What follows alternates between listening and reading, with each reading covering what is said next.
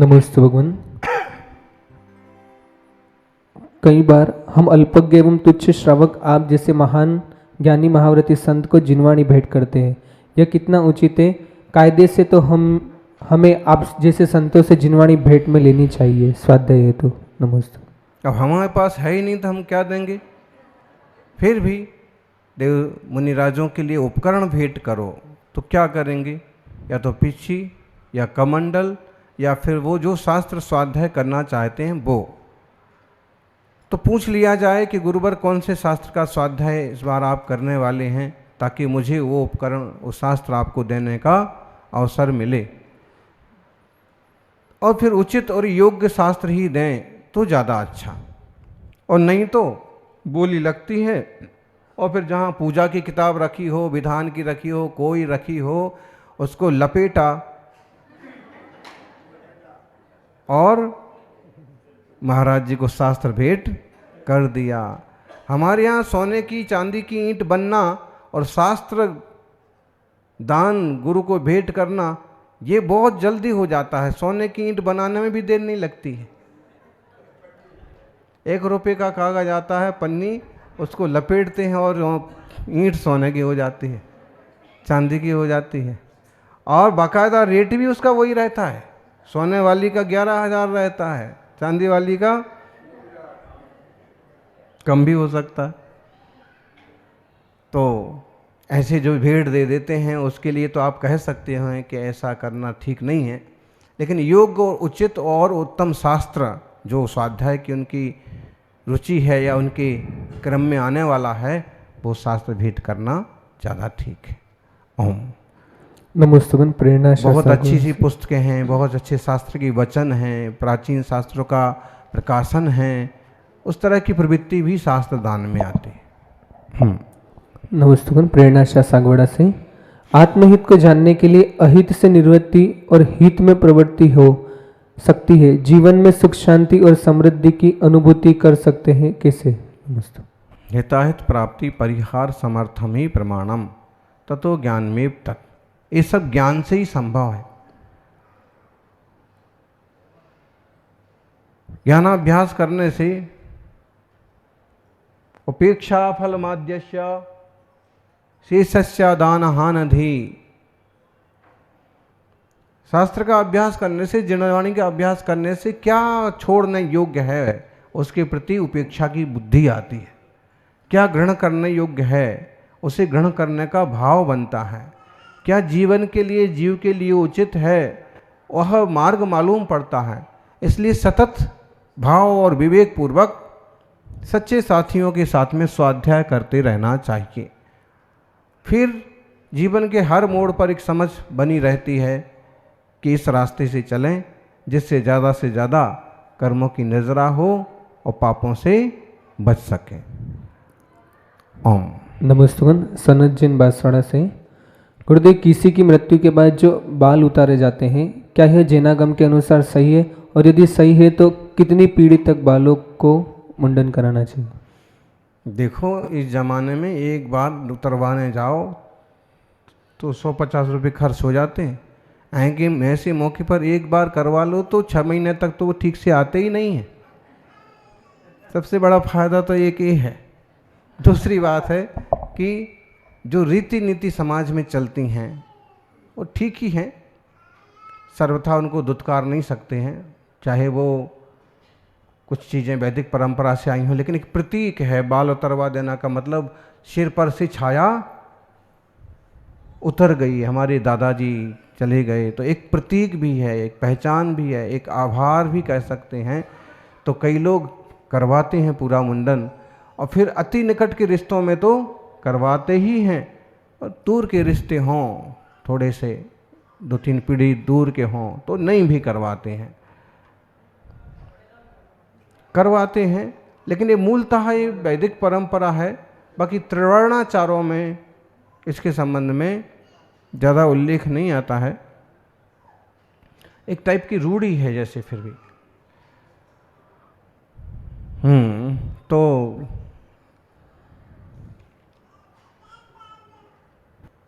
इस पर तो सामाजिक धारणाओं और क्षेत्रीय धारणाओं के हिसाब से ही चलना चाहिए। बाकी ये कोई धर्म नहीं है, ये बड़े बुजुर्गों का सम्मान या आभार या प्रतीक जरूर हो सकता है। ओम। नमस्ते भगवान।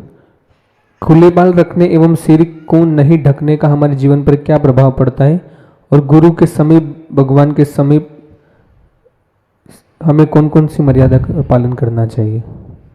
आपके जीवन पर क्या प्रभाव पड़ता है ये तो नहीं कह सकते हैं, लेकिन खुले हुए बाल रख करके आधी रात को अंधेरे में खड़े हो जाओ तो दूसरों के जीवन पर तो जबरदस्त प्रभाव पड़ता है। वो भूत भूत भूत समझ करके, और दो चार दिन के लिए को बुखार आ जाए उसको, क्या रात को क्या दिख गया था, भूत दिखा, पूरे बाल बिखरे हुए थे, ऐसे ही कभी दिन में इस टाइप के देख करके बच्चे लोग दिन में भी डर जाते हैं। अब टीवी पर तो उन्होंने देखा रहता कि चुड़ैल ऐसे आती है, और दिन में जब ऐसे ही कोई दादी दीदी दिख जाती है तो वो चक्कर में पड़ जाता कि टीवी वाली ये वही तो नहीं है। देखो, सांस्कृतिक और सही सभ्यता तो यही है कि बाल वगैरह ढके रहें। छोटे बच्चे हैं और थोड़े से टीनेजर्स हैं, वो थोड़े सा खेल करें तो समझ में भी आता है, और अगर समझदार होने के बाद भी मनमानी करें तो वो समझ में नहीं आता है। कि एक शालीनता भी बहुत बड़ी चीज़ होती है। तो बहुत रंगीन मिजाज बनना, बहुत ज़्यादा इस तरह की प्रवृत्तियां करना एक सुश्रावक के लिए तो बिल्कुल भी ठीक नहीं है। बाकी तरह तरह के लोग तरह तरह की चेष्टा कर ही रहे हैं, उसका तो आजकल कोई हिसाब ही नहीं है। दादी को भी आप दादी कहने जाओ तो ही झगड़ा करने लग जाएगी। हाँ, तो किधर मैं दादी हूँ, तो ये पोता किसका है, पोता तो मेरा है, तो दादी ऐसा बहुत मुश्किल है। मतलब लोगों का इतना लालच, इतनी तृष्णा देह के प्रति का आकर्षण बन गया कि वे इस बात को भी तैयार नहीं है कि अपन मानो कि अब मैं दादी हूँ, नानी हूँ, मामी हूँ, और इस रिश्ते को इसी ईमानदारी से, निष्ठा से निभाओ तो उसी तरह का वात्सल्य दे पाएंगे, नहीं तो फिर कोई मतलब नहीं। ओम। नमस्ते भगवान। दिनेश जैन दिल्ली से। उत्कृष्ट असंख्यात संख्या में एक बढ़ने पर उस संख्या को अनंत संज्ञा प्राप्त हो जाती है। वह उत्कृष्ट असंख्यात संख्या कितनी है? बहुत बड़ी है, बस इतनी बड़ी है कि उसमें एक बढ़ा दो तो अनंत बन जाता है। हिसाब लगा लेना। अगर उसकी संख्या ही कहते बन रही होती तो कह ना देते, फिर भी अंक प्रमाणों में उसे कहते 46 अंक प्रमाण। ओम। नमस्तुगन। महेश पचौरी। श्रेणी चढ़ने का पात्र कौन होता है? जो श्रेणी चढ़ना चाहता है। श्रेणी का मतलब होता है सीढ़ी। आपके घर में सीढ़ी है, आप चढ़ना चाहो तो आप चढ़ जाओ, आपके बापू चढ़ना चाहें तो वो चढ़ जाएं, लेकिन इतना पक्का समझो कि जिसके पांव दुरुस्त हों, जिसकी सांसें ठीक चलती हों, अस्थमा की बीमारी ना हो, वो ही चढ़ सकता। ऐसे ही मोक्ष मार्ग में गुण स्थान में 6वें 7वें गुण स्थान वाले वीतरागी मुनिराज जब साथी से अप्रमत्त दशा में प्रवेश करते हैं तो निर्मल परिणामों के बल पर वे 8वें 9वें 10वें गुण स्थान की श्रेणी आरोहण करते हैं। अंतर मुहूर्त में कोई विशिष्ट मुनिराज ही श्रेणी चढ़ते हैं। और अगर उपसम श्रेणी चढ़ी तो 11वें गुण स्थान के बाद पतित होकर नीचे गिर जाते हैं। जैसे सीढ़ी पर कमजोरी के साथ चढ़े, हिलते कांपते हुए आप चढ़े तो ऐसे फिसलेंगे कि ऊपर की 11वीं सीढ़ी से तीसरी चौथी पर भी आ जाएं, पहली पर आ जाएं लुढ़क करके। ऐसे ही ये श्रेणी आरोहण वाला काम है। और अगर शपक श्रेणी आरोहण किया है तो 10वें से सीधा 12वें गुण स्थान, 7वां 8वां 9वां 10वां 12वां और चारों घातिया कर्मों का नाश करेंगे, अरहंत केवली भगवान बन जाएंगे, उसी भाव से मोक्ष चले जाएंगे। ओम। नमस्तुगन। प्रवीण सेठ उदयपुर से। अफ्रीका के नारियल में ऐसी क्या विशेषता है जिसका साधक कमंडल उपयोग करते हैं?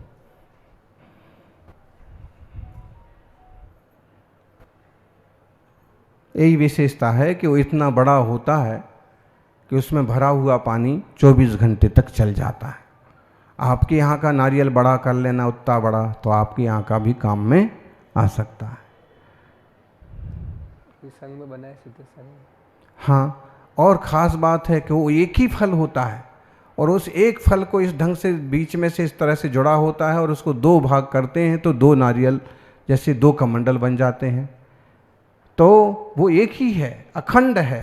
तो एक तरह से अखंड संयम के धारी के हाथ में अखंड ही वस्तु का कमंडल, बिना किसी जोड़ तंगोड़ के बनाया हुआ, और फिर इतना पानी बन गया कि एक बार ही भर दिया श्रावक ने तो अगले दिन तक के लिए फ्री। तो इन कुछ विशेषताओं के कारण से इतना पक्का कि जिंदगी भर भी साथ निभाए, साथ चलता रहे, ऐसा इतना, और न उसमें कोई गंध, न कोई दुर्गंध, न उसमें कोई जीवाणु कीटाणु पनपने के चांस। तो इन विशेषताओं से उस नारियल को कमंडल के रूप में अपनाया जाता है। वैसे देश में तो तुंबड़ी जैसे फल का भी कमंडल उपयोग करने वाले साधक रहे हैं, और अंकलीकर महाराज का एक प्रारंभिक कमंडल देखने को मिलता है, ऐसा जैसे इतना बड़ा तुंबड़ा जैसा, वो नारियल का जैसा नहीं लगता है। ऐसे ही कहते हैं क्षुल्लक अवस्था में आचार्य शांति सागर जी महाराज को जब कमंडल की व्यवस्था नहीं बैठी तो एक लोटा में रस्सी बांध करके ही काम चलाया। तो क्या करेंगे, तो अब जब अच्छा मिल गया और चल सकता है तो इसलिए नारियल यूज करते हैं। ओम नमस्ते भगवान। आर के जैन, आजकल कोई दीक्षा होती है तो समारोह पूर्वक भव्य पांडाल में होती है, बिनोली निकलती है, गोद भराई आदि होती है।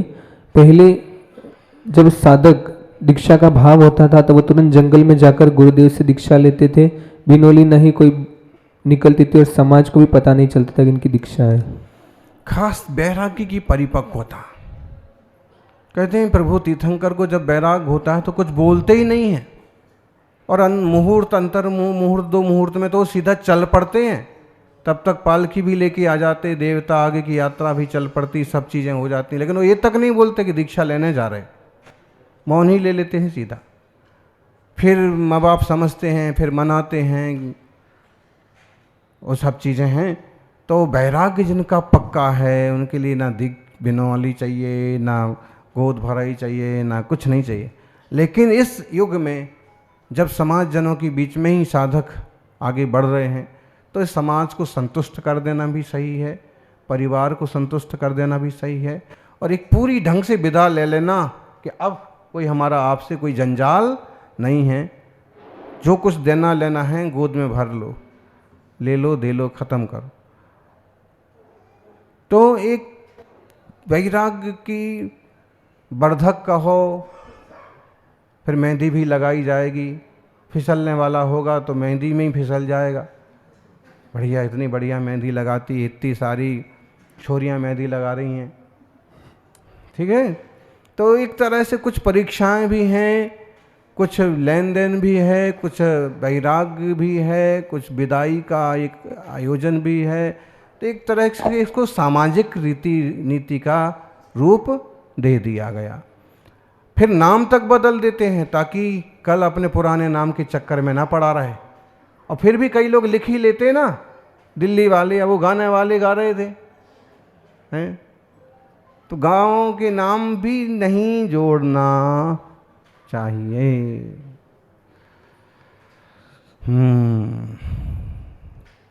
ओम। और किसी का प्रश्न हो?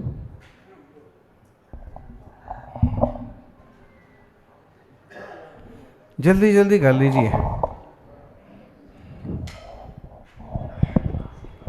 एक सेकंड। नमोस्तु गुरु और नमोस्तु नमोस्तु।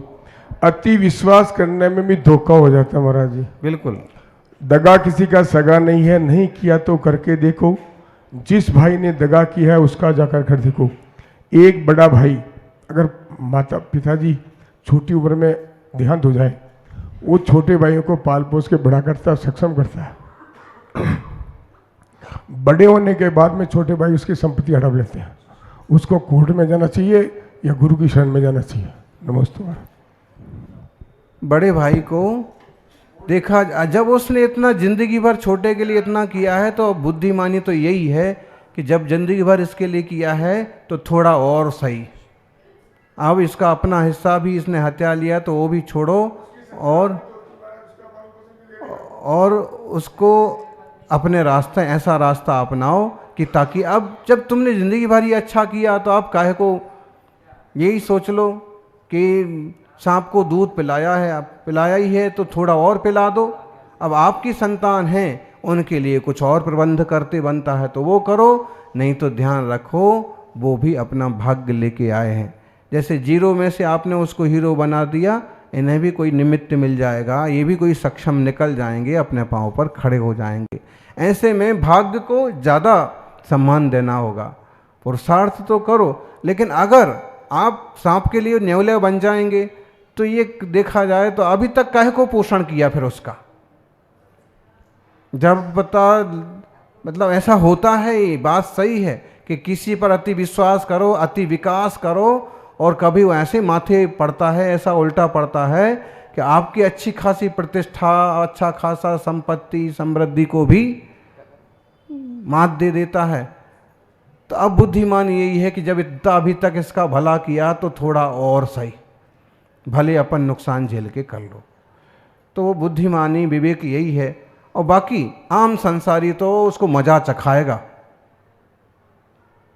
तो अब मजा काहे को चखाएं, वो सुखी हो ले रहा है तो तू सुखी रह ले, तेरे कर्म का उदय आएगा तो तुझे अपने आप मालूम पड़ जाएगा कि मैंने ऐसे गलत किया था, और भुगतना तो पड़ता है पक्का।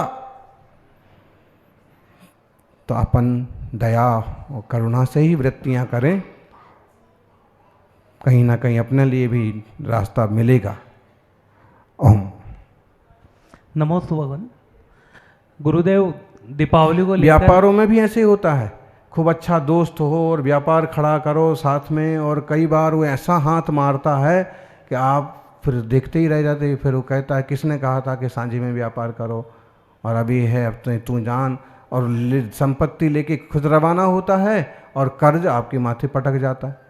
इसलिए बहुत एक नीति है, सांझी में व्यापार मत करो, करना है तो बड़े सोच समझ और लिखा पढ़ी के साथ, जिम्मेदारी के साथ। ये नहीं कि मेरा दोस्त है, बहुत निकट का है, काका का बेटा है, ये है, जो भी है, आप जब व्यापार ही कर रहे हो तो एक स्पेशल लिखा पढ़ी भी होना चाहिए।